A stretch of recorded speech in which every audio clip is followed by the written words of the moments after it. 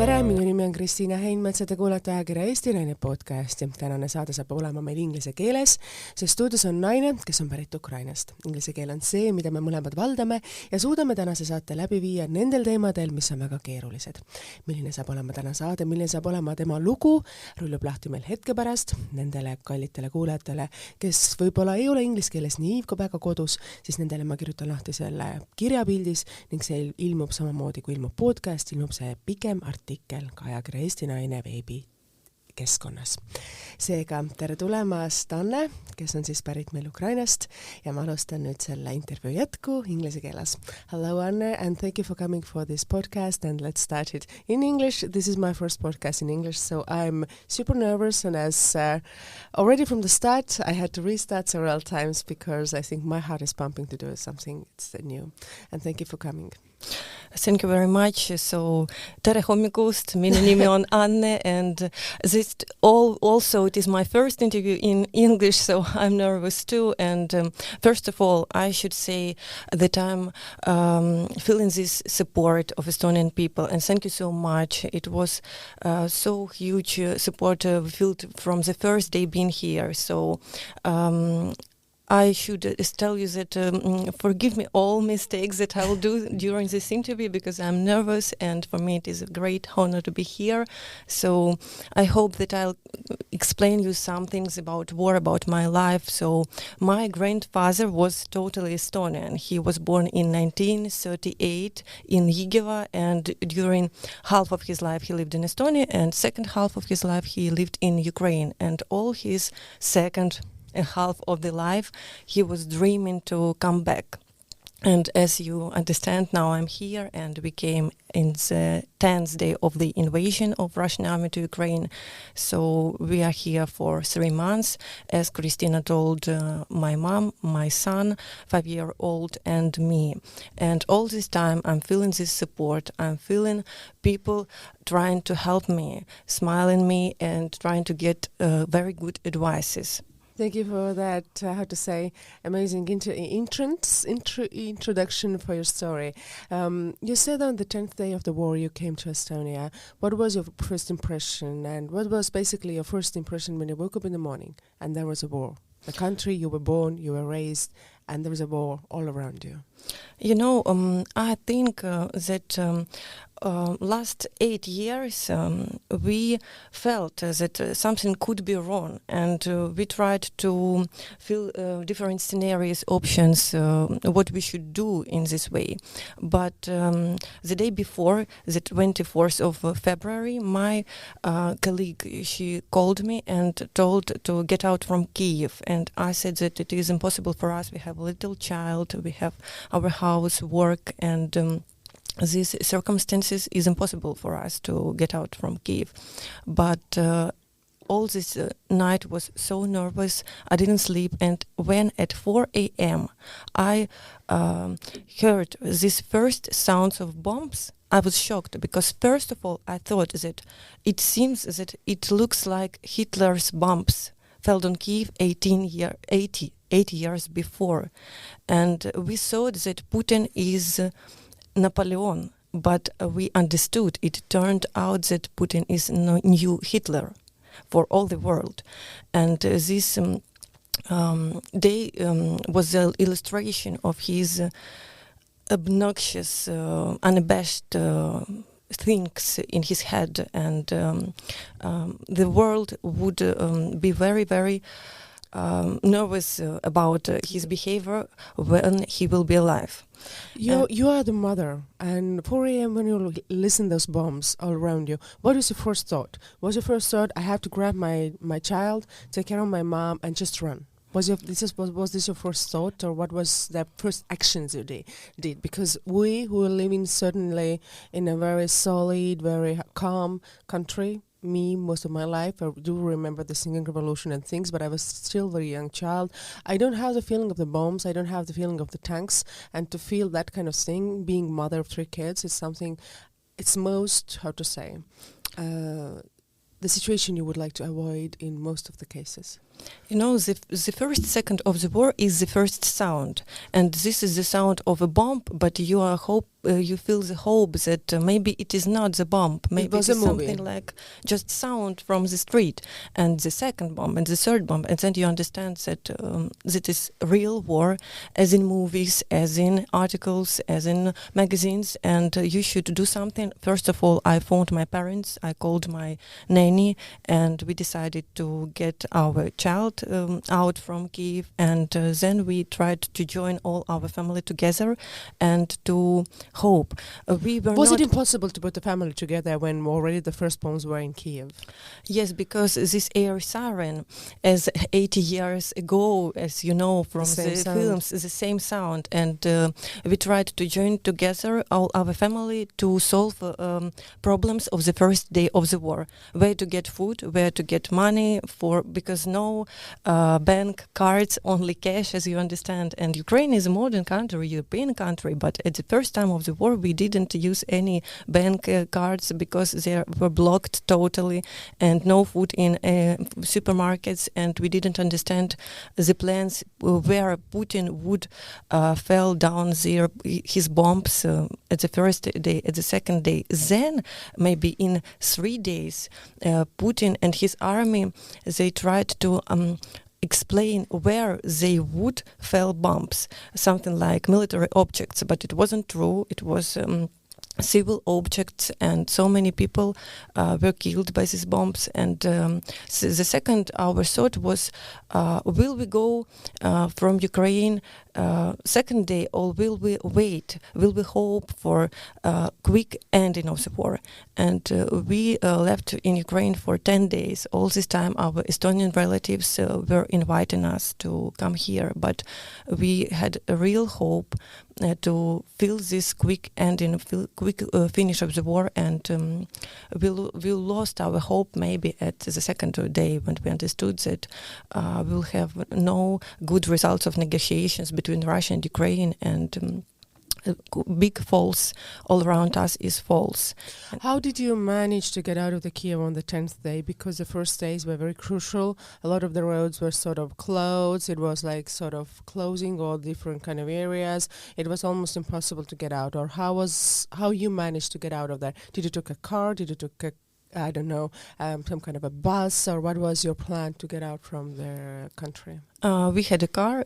My husband had his own car, and I had my own car. And we came by my car for 4 days our way. And so many stops, so many hours of waiting at the Polish border. You can't imagine, it was so difficult. But I saw another cars with people with no luggage, only people in a car, maybe 7 persons in a standard car, and it was very awful to understand that they are getting abroad with no things at all. I had an opportunity to get with myself some things, and my laptop, and things of my child. And you also had relatives waiting here in Estonia, as I understood. You already had a contact with them. That was your plan, to come to Estonia right away, was it?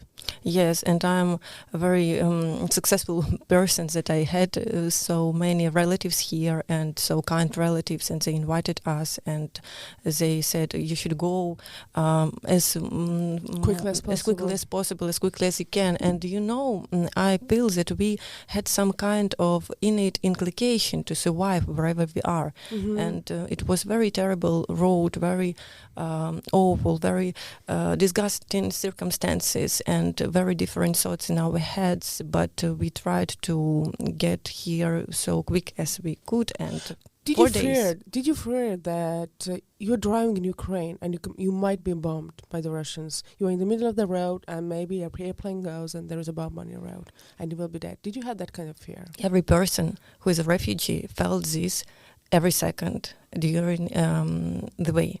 Until you cross the border, until you felt safety. Was there such a situation when you felt safety, or you thought that you have to go to your destinations? I was so tired after Polish border, and I was thinking about my husband, about my father, who are in Kyiv even now, and no, maybe about myself. Yes, I felt about me and my mom and my child that we are safe, but about all my friends, my good friend who lives in Kharkiv. And in comparison with me, she got out from Kharkiv. Was already impossible during that time. Yes, and no roads, bombs, rockets, and real military invasion. And her circumstances was much more terrible than mine. So I think that I'm happy and successful person to get here with no problems with my car, with things, with some money, and with relatives here. And I want to say a huge support to all the Ukrainian refugees who are here. And I think that most of them, they had very, very difficult way here, and no good support in Ukraine, and they lost everything they had. The house you lived, you said you had a house and you had like your parents' house, and maybe they had homes as well. Definitely they had. So what is the situation with your, your house, or can you go back to Ukraine, or everything is so destroyed that you don't even know what's happening with your house or the home you had? Kharkiv is destroyed totally, and talking about infrastructure in Kharkiv, we understand that we need maybe 3 or 5 years just to try to get back the previous form of the city. But the place you live? Yes, in Kyiv, we had a problem that we lived close to TV Tower, and at the 6th or 7th year of day of the war, rockets they fell down to TV Tower. And it was so close to us, maybe 100 or 200 meters, and this sound was so awful. And that day we understand that we could die any second when we are in Ukraine. And maybe if we would have our house in eastern Ukraine, in some safe place, maybe we would decide to get back. Maybe now. Go back home. Yes, but now I don't understand. I have no imagination when and how it can be. How did you felt when you heard that your very close friends are not among us anymore? How did you felt that? Because war is something that you have to deal with a lot of pain, with a lot of loss, with a loss of love. We understood that we will never have normal, usual life. All our plans were destroyed. And maybe as I had in my iPhone a note with my plans for tomorrow, for next week, for all the year, and items and goals, and nothing is possible now. And for me, I have 3 points of my life that are most important for me: myself, my family as my husband and my son, and my relatives as a more widespread understanding of family. And thinking about them, I understand that now I'm 30 years old, and I tried to be useful for them. I tried to buy something good and expensive for my parents, maybe new flat, good journey for them to go to Europe. And now I am here without starting over from the scratch, basically. And now I have a work. I'm working in Tartu University as an outreach manager, and I'm writing articles for 4 Estonian editions. And it is a great success for me as absolutely unknown person here to find such excellent, interesting job. You also need a qualification for that, to write and to do that kind of job. So you were lucky to have a job of your qualification.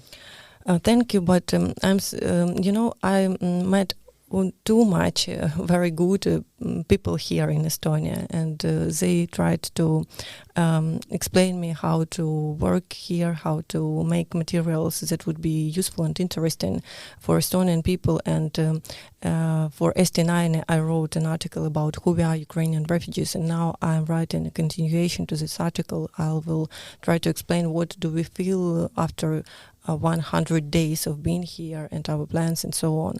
And I have a lot of ideas how to help Ukrainian refugees right here, because I know that they are shy and they are not so confident maybe as myself. And as you know, even I am now nervous so much, and in comparison with me and other people is nervous much more. So when during my stay here, I'll try to do everything for Ukrainian refugees, and they can subscribe me in Facebook, in Instagram, and ask me for everything, and I'll try to help them in any question. How many friends you have in Estonia? Are they mainly Estonians or the other refugees who are here with families? You are based in Tartu, but a lot of them are spread around Estonia.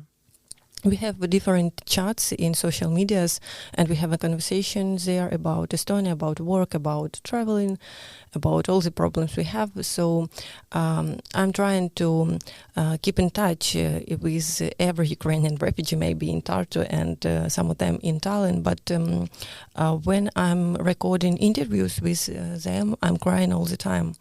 And I feel their problems, and I'm trying to explain where to go, how to get compensation, how to understand where their children should go to school. They have so easy problems, and maybe our item when we are here in this studio, we should tell them that don't hesitate to ask help, yes, and to find information maybe in internet. Or what is the biggest help that people who are refugees here, the Ukrainians, they have, that you feel as a refugee here yourself? You know, the most important point I should say in this interview, that all Ukrainian refugees and Ukrainian people in Ukraine, they are understanding that Estonia is making the most huge support for Ukraine in comparison with other countries in Europe. We know that. We understand already. it. Yes. And this is a real fact. And Ukrainian people, for these 3 months, I had some trips to another European countries for my work. For example, I was in Czech Republic, in Sweden, and I felt that the degree of support is another. Here it is much more better, and we feel here as in home. And for me, Estonia is a second motherland. But for many Ukrainian refugees, it is a country where they... Totally foreign country. Yes, maybe they have some relatives or husbands were working there, but nothing more close as for me. Your husband is still in Ukraine, and you said before that he used to work, he used to be in the army. He's now doing another kind of job over there. How's the situation there? How the people are feeling? Are you afraid for your husband? Yes, I'm totally afraid. I'm thinking about it every second of my life, and it's the main problem I feel. Of course, I'm thinking about war, but war, it's not only something undescribable. We can describe war. It is time we lose, people we don't have a possibility to hug, and so on. And I'm trying to support him. In Ukraine, many people, they have no compensation, they have no financial support from government, and it is a huge problem that maybe Ukrainian army is getting support from European institutions and sponsors. But talking about people, simple local people who have lost their jobs, etc. I should say that all this time, from the first day of the war, me and my husband, me from here, he from Kyiv, is trying to be volunteers, and we are getting food from other people they need it. And my husband is also working as free taxi driver, trying to get people when they have no money where they need to go by car. And the situation was awful in the first months of the war, and now I think that every second person in Ukraine is a volunteer, and we abroad are also trying to help online, to support, to find needs, to find goods, to get to these people, and it is difficult, very difficult work. Your mother is here as well, and your child is here as well. Your child is just 5 years old, but what are your stories of your mother? How many friends she has lost, or how many times you've seen your mother crying for her motherland? We have relatives elder than my mother, because my mom, she's 57 years old, and I have another relatives not so close as my mom, but they are 70 years old, and they're talking only about one thing, that they want to die in Ukraine. They say that we had so complicated, strange life in Ukraine. Please, can we just die in Ukraine, in our motherland? My mom is a very strong person, and she has her second cousins here, and she knows Estonian a little, and ma õpin eesti keelt, but she knows eesti keelt much more better than me, and she's working at Estonian company as a product manager, and she's trying to do her best. And she lost, as me, everything in Ukraine. All plans were connected with Ukraine. All her plans were connected with Ukraine. And her husband, my father, also is in Kyiv. And, we are here. And my husband and my father, they joined, and together they are living in Kyiv now, not in separate flats, but together with our dogs, and we miss them very much. And I feel that we hope, we pray, but we don't see any good forecasts. So what was the worst thing when you have to start your life from the scratch, when you wake up in the morning and you have no idea how I will survive in Estonia? As a mother and as a daughter who has elder relatives here, and you sort of feel responsibility for your mother and for your son, and you also have husband and your father whose life are in danger actually. What was your first real thoughts in that morning? That you have to go out there, find a job, find all those kinds of finances, and find those issues to sort of start your life here? Forgive me for my long answer, but it is very important. First of all, I should say that I was confident. I'm a self-confident person. I lived abroad. I was studying abroad, and I have a lot of plans, and I have my own power to survive, to get job, to push knock yourself every day. To push yourself, yes, basically. Every day I'm knocking on the different doors. But talking about this first painful thoughts, my husband asked me some years ago, what is the best car you wish to have in your life? And I said that, yes, maybe when I saw some Ferrari or Lamborghini, I can say that it is a beautiful car, but I don't want to get it anytime, because how can I buy Ferrari when so many children have no food? Maybe it is so easy thing, but we should think about it. It is so difficult in Ukraine to buy something very expensive when you see the people with no money, and they are sitting on the street and asking you to have some money to get some food, to buy some food for them. In Ukraine, it's a huge problem, very bad social, not stable situation. And we have, Ukraine should solve problems about social reforms in this year, maybe next year, but it is very But it's not possible important at the moment, because there is a war at the moment. Yes, So but we can change maybe budget, some we should make some another budget plans for another years, for next years. We should think about it. Maybe we should plan to do it in future, but it is very important, and this problem should be solved. And answering about your question about first thing, I understand that my life would never be without pain, because I saw how many children were killed, how many mothers were killed, and maybe we can survive. We can find our new job, new place, new friends, a new home, but we will never forget all these pictures. You will always have that pain in a part of your heart and part of your life, because you've been through a lot. There were issues that were frustrating and devastated basically the whole world. The pictures of Poja, the streets that are unimaginable situations of women and men and little kids. How did you felt? to see that kind of pictures, because that might be you and your child if you would have been any other city maybe in Ukraine. How do you deal with that in daily basis? We read the stories, we watch the stories, but you are that part of that nation. How was your first thoughts and your feelings? It makes you cry at the moment, I say. Yes, I think that we will cry about it all our life. And you know, my grandmother, she's a child of the Second World War, as my Estonian grandfather also. And she told me when she was alive that I had so strange, so sophisticated, so hard life. I remember her hands so dirty because of everyday work.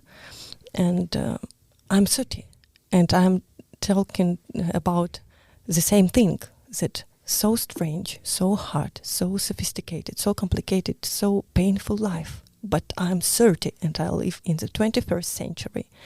What should we understand? 80 years ago we had the same problem, and all the world tried to solve it, to apologize, to make life better. And now one person, just one person is in the war, is killing millions of destinies. And all the world should understand it, to help Ukraine by weapons, by money, as Estonia is doing it every day. Estonia is an example of support, of real support, of not separating this problem, but trying to solve it together with Ukraine. And only if all the world will try to help us, we have a chance to have quick ending of the war, good result of negotiations. And secondly, we should make so many difficult things in Ukraine. We should change our reforms. We should think about social stability of elder people, because in Estonia you have maybe excellent programs supporting your elder people. So we should... Ukraine is in war at the moment. I think about this social securities are the last thing that Ukraine can think at the moment. I think all the Ukrainians, the only thing they think is how to end this war, how to make their voice to be heard all around the world. I don't want to criticize Ukraine, because I'm supporting it every day by finances, by my online support and volunteering.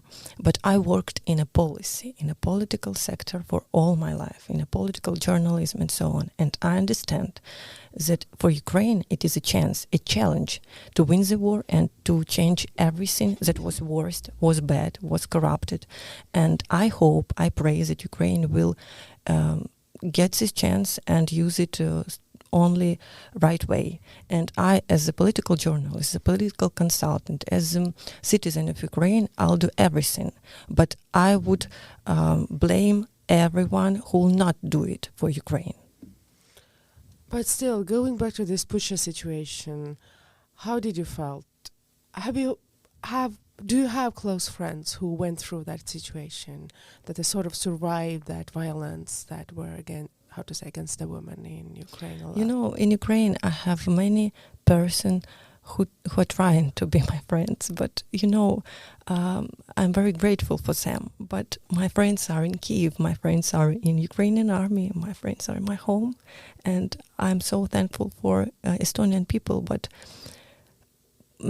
my friends are in my heart, they're in Ukraine, and I tried to make new friends here, but it is impossible for me. I'm mother. I'm thinking about my child. You should understand the main thing, that I'm here only because my child is little. Otherwise, you would take a flag and go back to Ukraine and because fight my husband and I have a great respect for my husband, for my father, for my motherland, and despite of any problems we had in Ukraine, despite of any internal problems, I would prefer to be there and to help people, because I know how to help them. I know what we should do to make for some people their life better now in war. Thank you for the answer, and I see that you are crying at the moment to try to speak through their, how to say. It was a very nervous conversation, you know. Yes. I was trying to prepare me, but forgive all the mistakes. So maybe no, you don't felt make any kind of mistakes. I think that things and your thoughts are here are very genius, and thank you for sharing those moments. And I think the whole world was shocked what happened over there, because it is the 21st century, and I think for me it was the worst thing that there's a war crime. Everybody are sort of confirming it, and those people are awarded for the things they did. And I think that's whatever the situation is, to see that in civilized world, it's, how to say, the worst thing they can ever, how to say, feel as a woman. And I'm not Ukrainian, I'm just Estonian, very far from that kind of cruelty at the moment still. Thank you so much for this opportunity. It is my first interview in Estonia, first interview in English, first interview in the format of recording podcast. But I should say that I see, I feel, I understand that we will win this war, because we have truly real position, human-oriented and social-oriented. So we should wait for some time, we should do our best, and we should win this awful person. What was your childhood in Ukraine when you were born? You said your grandfather was Estonian. What kind of life you had when you were a child in Ukraine? What are your memories? You know, I remember everything. Maybe since I was 5 years old, I remember how beautiful was Crimea. And Crimea is Ukrainian, not Russian, not legally Russian, illegally Russian. Crimea is totally Ukrainian. And I remember Black Sea. I remember ice cream at Krishchatik Street in Kiev. I remember my first schools, my first teachers. They had so little salaries, but they tried to learn us all they know. And Ukraine is really modern country. And this country is trying to implement innovational things, to adapt European law, to make the best changes in law system and lawmaking. And people in Ukraine, they're so open, they're so creative. We have so many talented musicians. And talking about Eurovision, we won it 3 times. And yes, we understand that maybe Eurovision is also not only social, but a little bit political, competitive. But anyway, we have so many talented persons that are trying to describe our culture. We have so many interesting and very beautiful words in Ukrainian language. You know, for example, our Леся Українка, Іван Франко, their poetry, you can find their what is the poem you literature remember? In Estonian, maybe. What is the poem you remember from your school that was one of the first poems you learned? Or what the teachers taught you when you said that you were in the school and you felt that they get so little paid, but the work they do are enormous, and they educate their kids, and they want the kids to be, how to say, support the Ukraine and put it in the right position and in the right way in the how to say, in the Western world. So what a child, when you went to the school, what were these thoughts or the poems you read?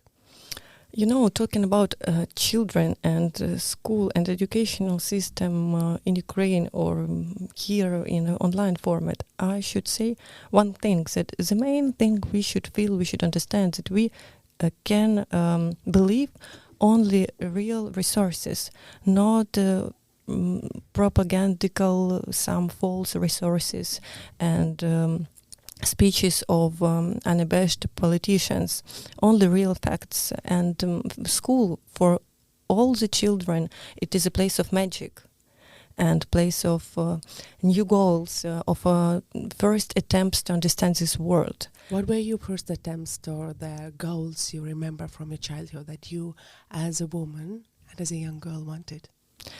In school, I believed that I will connect my life with journalism, and that was a dream that was magical. So it's in the future, and why journalism? Why? because it is a magical attempt to describe my feelings, to explain stories I saw, I felt, I listened to, and now it is a key. Even now, I asked myself, what should I do? What can I do being here? I can explain, I can tell the truth, I can support, and my words is a key. And my article for Eesti Naine about who we are, Ukrainian refugees, it was not about please tell to us support. It was about, look, we are normal Ukrainian women. We love our husbands, we love our families, we respect our mothers, fathers, and we are trying to find a job, to learn your difficult language. And it is very important for us not to be strange persons here. And despite of all, I think that, yes, maybe we will hear some different things about that not all the Ukrainian people are trying to work. No. The huge percent of Ukrainian people that they are here are trying to get a job, to make a job, to pay taxes in Estonia, and to live usual life. Usual life just being here. But look, we don't understand anything about our future of our children, about future of our families. For me, it is the main question is how can I join with my husband? But how can I join it legally? And safety for my child, and doing the huge support for Ukrainian people, not just to do it illegally or anyway. Many Ukrainian men, they got to Poland not legally, and they are refugees not legally. Is that a question and an issue that some of the men have sort of leaving the country to be refugees in Poland illegally, as you told me? They decided not to support Ukraine. They decided not to go to army, just to buy documents, legalizing their getting out. And now they are calm refugees in Europe. And my husband is in Kyiv. Fighting for the country. Yes, trying to, and not all the Ukrainian men, they were soldiers in the army when they were 18 years. My husband, he was in the army, and he can do it. He can fight for Ukraine. He can do any support Ukraine needs from him. But I don't understand. And as women, as citizen, as person living in the earth, I don't understand, and I don't feel any support for the men.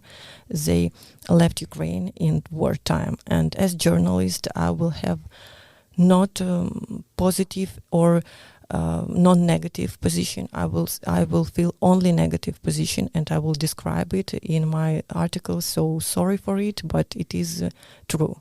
I think that every man is a man. He should be soldier. He should help country. How many women are in the army in Ukraine? How many too many. And that's do you know a the great question. percentage? Do you know the percentage, or have you a list of them, or this is still unknown?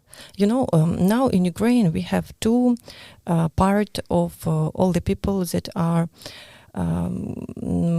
in army, legal part of army and territorial defense. It's not so official part of the army, but it also they use weapons and so on. So maybe in real army, in real forces, we have not a very huge percent of women, maybe 15, maybe 10. I'll check it. But in territorial defense, I think that 30 or 40% of the soldiers, of the people in territorial defense, they are women. Okay, so that is quite a huge thing, actually. Yes, and in comparison with them, some men are trying to get to European Union by unlegal way. If you are here in Estonia and you're thinking all that kind of thoughts, there is also values what every family gives to their child. What are the values that your mother and your family had that you want to give your kids, for your son, actually? Because you also described so many times that family comes first. maybe the main thing is to be a good person anyway, and not to make worst things. Not to, it would be very, very easy answer and very, very clear and understandable for every person. To be kind, normal person, to support everyone who needs it, and be to feel this world, to feel where you should be, what you should do just now, and not to make some things that would have some catastrophic impact. Yes, on the world. If you will be able to go back to Ukraine, what will be the first thing you want to do there? Is there any place you would like to go? Is there any person you would like to see? Definitely your husband, but is something that's in your heart that sort of takes you back to the Ukraine and you're really attached to it and you really need it? I hope that I'll come in Ukraine. Maybe I'll get my first salary here in Estonia and I'll come, and maybe I'll get my father and I'll bring some expensive thing for him, because I'm 30 and I didn't do it, and I didn't buy something important for my father, maybe guitar. He dreamed about it all his life. So sorry, but I'm thinking about my father, my husband, and I love my husband and understand that my husband is a strong person, and I hope we have very, very long future together. Maybe here, maybe in Ukraine after war.